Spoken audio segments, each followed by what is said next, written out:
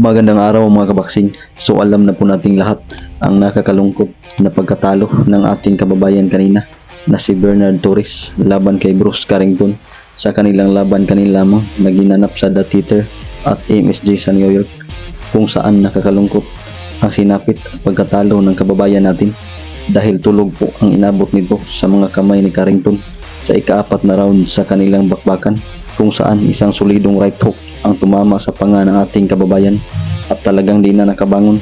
So dahil sa pagkatalong yan ay bumagsak na ang record ni Torres sa 18 wins, 8 KOs at may 2 talo. Samantalang si Carrington ay umabanti sa 11-7 undefeated. Samantalang sa main event sa naturang bakbakan ay panalo po at napanatili ni Osiaki Foster ang kaniyang WBC Super Featherweight title matapos niyang talunin si Abraham Nova via split decision sa score na 115-112, 116-111 for Foster, samantalang 114-113 for Nova. So mabanti na si Foster sa kartadang 20 wins, 12 KOs, may 2 talo.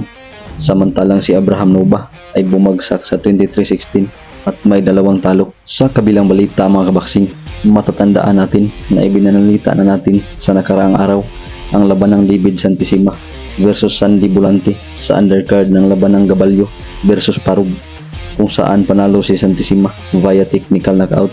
Ngunit ngayong araw lamang mga kabaksing ay kumalat ang video na sinampal o hinampas pala ng coach niya si Volante matapos itong umayaw na sa laban.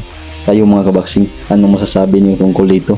Sa kabilang laban kanina mga kabaksing ay mukhang next in line na po ang rematch sa ating kababayan na si Christian Araneta kontra kay African si Binati Nonchinga, dahil panalo po kanina si Nonchinga at muli niyang nakuha ang IBF Light Flyweight title kontra kay Adrian Coriel sa kanilang laban kanina sa mismong balwarki ni Coriel sa Mexico.